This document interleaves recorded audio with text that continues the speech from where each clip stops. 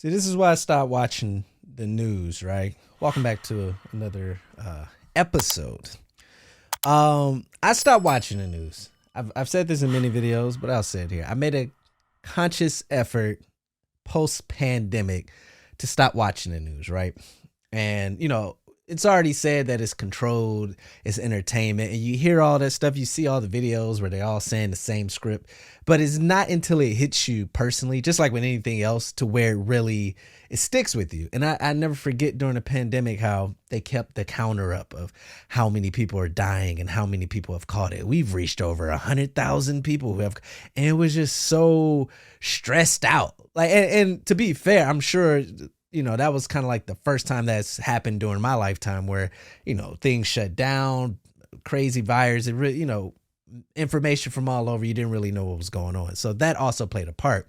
But I was like, I don't have to follow this, right? I don't have to follow how many people in Nebraska or whatever are getting, the vaccine, who are getting, not the vaccine. It was when they were saying people had COVID, like been diagnosed, diagnostic. Diagnosis. Oh my God. So I stopped watching it and I would just work out, play Call of Duty, watch whatever shows they were coming on Netflix, anything, pre-recorded, scripted, and just go outside, as most of us did. And it just kind of alleviated some of that stress and that anxiety. And then since then, I have not watched the news, right? There's only been a few times where I purposely peeked in just to see if they were doing what I thought they would be doing. And they were. For example, we had the egg crisis not too long ago, right?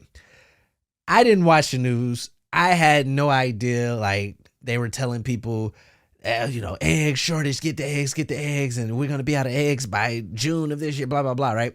I didn't watch the news. I knew something was wrong because when I went to the store, or to Costco actually, to get eggs, it was empty. And I was like, oh boy, that's kind of like the running joke now. Whenever we go to the store or anywhere and there's a lot of stuff gone, I'm like, what are they telling them on the news to do? And that was the egg crisis. I say that to say, this Ja Morant situation, right? First of all, don't watch the news. You just don't need to. You just don't need to. Any information you need locally, globally, internationally, whatever, you can find on the internet, right? This is from the same news people, but it's something about the news. It's entertainment at the end of the day, right? So I bring up this Ja Morant situation. I made a video, and I'll post that video, where I felt like they were blowing the Ja Morant situation out of proportion. The first time, that first one where they went, he got suspended for 8 games. They were, Skip was like, is he crib? What is it? And I was just like, wow, like they're really driving something like. And I think it's more noticeable because I just started supporting the Grizzlies in 2020 because I just started following basketball. Like, I made a whole big deal about it. I'm going to start following basketball. I'm going to choose my team. I bought a jersey and everything, which I have here. It's the Grizzlies jersey. Of course, I had to go to Throwback with the stitch, man. They rip me all off, charge y'all like $150 for iron-on jerseys. But anyway, I chose the Grizzlies, and I remember what I loved about them. They were young. I'm from Memphis. It was a young nucleus, young coach. I think they have a woman on staff. Like, it's very progressive. And then, of course, the jerseys. They got some of the best apparel, I think, in basketball. So I was like, this is great. Young superstar, young nucleus, all through the draft. No trades, nothing crazy, up and coming. And everyone loved them. This young Memphis team, blah, blah, blah. But, like, after that Dillon Brooks, Shannon Sharp situation, that LeBron James situation, like, you can, and I know it's not, you're not going to hear this correctly because I am a Grizzlies fan. I almost wish I would have said that afterwards because, the basketball culture is crazy. Like, you can't speak on anything without being accused of something, right? So I'm probably going to be accused of being a homer bias, but I'm going to give it to you logically. After that, Dillon Brooks and the Grizzlies, the Ja Morant situation, plus the Dillon Brooks situation, immediately became thugs of the NBA, right? Now, from a business standpoint, I would say that, it's tough to market a team in a city like Memphis compared to New York, LA, Miami, bigger cities, right? And then they were very braggadocious, young, talkative, very unapologetic. Might not be, what you want as the face, right? without going into too many details on that, right? Because that's all hypothetical. But it seems like you could see the narrative of how all media outlets decided to just make Memphis Grizzlies the butt of a joke, right? And then it didn't help when we won game 2 and Dillon Brooks called LeBron old, right? That's when they just doubled down. And I'll never forget, I think it was Doris Burke or Brooks, one of the commentators. She was talking about how unathletic Dillon Brooks was and how stupid, and they were posting his stuff. And I was like, I've never seen or heard commentators be this, like, get the green light to be this bias against like other players. Because I think about, when they're talking about, you ever watch a game and there's like a bad call, but you could tell the people, like, they're more comfortable now saying that's a bad call. But it's like, no, that was the right call. And you like, they just saying that because of their job. So it's like, to see her just destroying Dillon Brooks and Shannon Sharp destroying, and this television show, and everybody's making jokes. And I think Shaq or somebody was like, this ain't the Memphis Grizzlies. Like, you're going to have to play a real team. Like, just really just killing them. I was like, dang, that's crazy. Like, it's a number 2 seed in the West. You had Defensive Player of the Year. Last year you had, comeback player or Rookie of the Year or something like that. Ja Morant was up for MVP. Like, it's not like the dudes talking on the Grizzlies, don't have some type of credibility as far as, winning. Now, obviously, the postseason where it counts, and that's where we got to get better. I can admit that, obviously. But I just thought it was crazy how they all, how the media just spun that.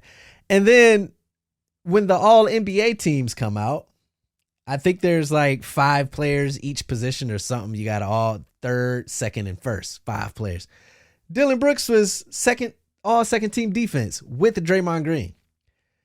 Not comparing them, but what I'm saying is, like, yeah, he ran his mouth, and yeah, he made, dumb decisions. But I was like, what happened to when you had teams like, when you had players like, I was going to say Ron Artest, but who's the guy right now that's in the league? Pat Beverly or somebody. Like, you have those pests that are there strictly for, what I'm saying? Like, clearly the guy made all second team defense.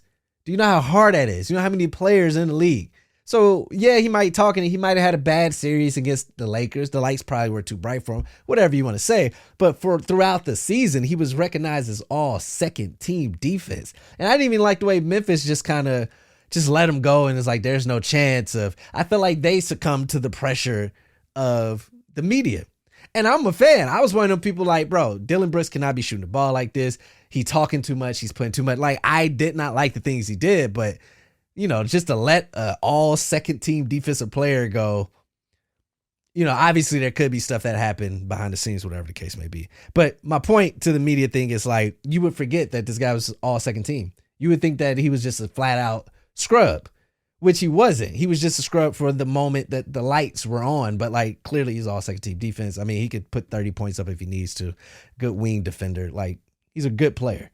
So I just thought that was interesting with the media. Like, now that I don't watch it, I don't want to make it seem like I'm on some like Matrix stuff where I see things. It's just, but when you take yourself out of watching those 5 o'clock news, 6 o'clock news, 9 a.m. news, morning news, and just kind of sit back and don't follow like the Shade Room or just don't follow any news outlet whose job is to create news. Because if there isn't any news, they're going to start creating stories. And when they start creating stories, that's how issues happen, i.e. the Jamie Foxx situation. Story leaked that the family was preparing for the worst, and come to find out he's playing pickleball and they got a new show coming out, him and his daughter, right?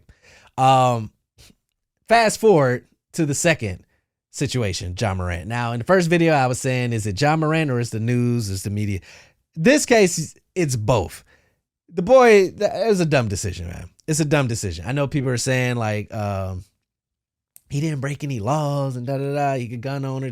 I get all that. But it's like, bro, if you already got a prior, if you already was suspended for, flashing a gun online, you play for the NBA global organization, you're face of a franchise. Charles Barkley said a lot of this in the pre-game thing. But it's like, just don't flash the gun. Like, I guess that's my issue. Is like, yeah, technically you're not doing anything wrong, but why even do it? But that's what's going to come with this generation that's coming up. And I've always said this, like, I never understood why parents allow their kids to get on social media without the proper etiquette. And the reason being is most of us don't have the proper etiquette because it was just thrown on to us. I have videos on that also if you want to check out proper social media etiquette tips, for your mental health and all that stuff. But it's like, if you have grown adults that feel like, man, I need to delete this, man, my life is ruined, I'm wasting my life. Adults feel that way. What do you think it's going to do to a kid? So now you got these kids growing up in the social media world. Well, everything has to be recorded. Everything is branding. Everything is an opportunity. Everything is an image, a flex. So while he's doing something stupid in our eyes, it's completely normal in the realm of if you're 23 years old in 2023, if that makes sense, right? There wasn't no going outside when Facebook took off, MySpace took off, Twitter and all that. It was social media. And then you start seeing people change their families' financial dynamics via social media, via a phone. You become a millionaire. You retire your mom. You get a movie deal. You get a book deal. You get floor seats. You get brand deals. Then social media is my life now. So to him, he's probably thinking like, I'm just showing y'all my lifestyle, like boom. But again, it was stupid because you already got a prior situation. They already suspended you for showing it, right? And then they went investigating, and then you saw how the news came. You saw how it flipped. It's like, why would you even do that? So he's going to have a lot of growing up to do. That could be the people around him. That could be him himself. Those are decisions that get made from people who make $200 million. It's not my job to tell. But me not watching the news, but I wanted to do some research before the show. I saw that Shannon Sharp brought up the fact that he was insinuating that Ja Morant used ChatGPT as an apology. And ChatGPT is like an AI system where you can like ask it to do things and it does it for you. And I thought that was interesting because I'm like, first of all, wouldn't that just be saying like he had a PR? Isn't that what we normally say? Like, oh, that's his rep. That PR is like, why would I saw that meme and I thought it was funny, but that's where I left it. Like, that's funny. Like, how is that making national television to insinuate that he used an AI tool for an apology? It's like, you don't have any facts on that and it's not true, but the internet, if it's somewhat true, or if a dot seem to connect, or if people make dots connect, now you just put another storyline out on them that's not true. So why would you do that? But two, that tells you how the media is ran. That's how media is ran. For the most part, it's connecting dots that shouldn't connect or making reaches. And then once the public run with it, whether they agree or not, it doesn't have to be true, right? It doesn't even have to be true after that. But I just thought that was interesting that he'd do that. Like, clearly he got beef with Brooks or maybe the team in general. But it's like, now you're using your nationally televised program to like insinuate things. If you want to talk basketball, if you want to talk the sport at hand, go ahead. You know what I'm saying? They're bad. They can't get out the second round. But like insinuating that, his apology is disingenuous while he's in the fire. I just didn't understand that at all. But again, that's what I'm saying to the media. Imagine all the people that are watching that are fans of Shannon Sharp or fans of the show. They're like, dang, look at that. It's like, oh, this stuff. And now you've just changed minds easily. It's like, I feel like that's very irresponsible, but that's the media. That's what I'm saying. Do not watch the news, right? Do not watch TV for the most part. Anything I watch is pre-recorded or like sports or something, but it's rare that I'm watching something that has commercials in between, because that's a whole nother ball game. I swear, every commercial, if you didn't notice it, every commercial is a new drug. I think that's the craziest thing to me. When you just, again, take yourself back and think about it. Every commercial, you get at least 2 drug commercials to help with diabetes, to help with a headache, to help with anything else. And you rarely see real solutions, health, working out, eating healthy, and like real ones, not the ones where they say 60 minutes to play a day or keep the doctor. Like, no. Like real, the same way they go get actors and hire all these graphic designers to make these commercials to push this new pill. The same way you should do all that and have it running, especially in between sports, is what throws me off. Is what you should have for like real solutions, foods you can really eat, sleeping, dieting things. But what do? They make you either go to a doctor to have insurance, or you got to pay a nutritionist for this information, or you can read it yourself and, you know, take means in your own hands. But I just find it interesting, the stuff that they consistently sell.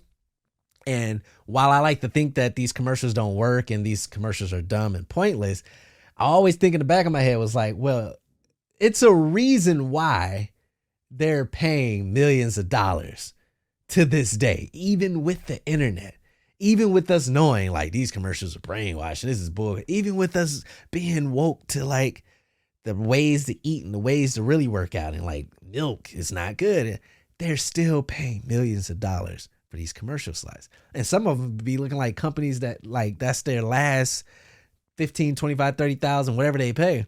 And it's like, why would they do that? You have to, that's the question I'm trying to figure out now. And I'm going to wrap the show up with that, is you have to ask yourself why. Like, you look at it from a business standpoint, no one really watches live television anymore for the most part, right? It's pre-recorded stuff, or they record it later, watch it later, or during commercials, that's when you get up, run your errands, whatever, or you're watching Netflix, Hulu, Snowfall, and all that. No one's really like tuned in, and there's so many apps. And so why is it that you can still turn on ESPN or whatever and see these Trojakinov pills commercials, or just these other, it's always bull crap. Every commercial is bull crap. Is it, next time you're watching TV or next time you catch yourself looking commercials, take a tally of how many things is actually conducive to your life that can help, not even you, just in general, help a person, and how much is really BS. You'll see. But yeah, man, I hope Ja get it right. People are people at the end of the day, you know. Who knows, man? But the team has spiraled quickly. I laugh because I always laugh because it literally came down to Phoenix and Grizzlies for my favorite team. Phoenix because they were also young. They had Booker, Ayton's young. This is before KD got over there. CP, I was like, okay, got a veteran point guard for leadership. Had a black head coach. I love that. Even the old boy, the general manager, used to play with not Jones. I forgot what his name was. He used to play with LeBron on the Heat. I was like, I love the front office. I did real research for my team. And then I lived like 4 hours away from Phoenix. So I was like, oh, okay, I can make these games, whereas Memphis is going to be tough. But it came down to the jerseys. Grizzlies just had better jerseys than, like, if I'm going to be spending money and repping the team, I want my jersey to be fire. But then I laugh because within those 3 years, Phoenix have gone to the championship and lost, and then acquired KD. Now, granted, they've been taking L's left and right too. I feel like they have a great nucleus moving forward. KD's going to have a full camp, full practice, get that chemistry down. Good plug and play player. Ayton needs to, get big, get that dominant. He need to go camp with Shaq or somebody. But I just always laugh because I'm like, man, look at the Grizzlies out, man. Them boy. But I love it because, you know what I'm saying? This tests your fandom, like through the ups and downs. There's definitely some downs right now, man.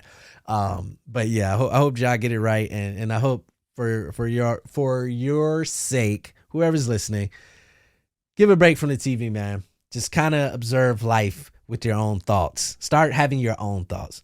You probably think you do, but then think deeper. Like, why do I think this way? Oh, it's because of this. Why do I say that? Oh, so why do I like this? Why do I want to go here? And then start trying to do things strictly because you want to, right? Now, you could be inspired by something and be like, I want to go. But don't do things because ads and things are telling you, celebrities are telling you. Just try to unplug from that. You might see things differently. Thank you for man, it's been a while since I did this. Thank you for listening to another episode. If you want full audio, it is on whogottheaux.com, on YouTube, Who Got the Aux Media, Who Got the Aux, one word, on TikTok, Instagram, Facebook, Who Got the Aux _ on Twitter. If you've been listening since the year started, I said I was going to start using Twitter more this year, and I feel like I've been doing good so far. But I will see y'all at the next episode. I'm out of here.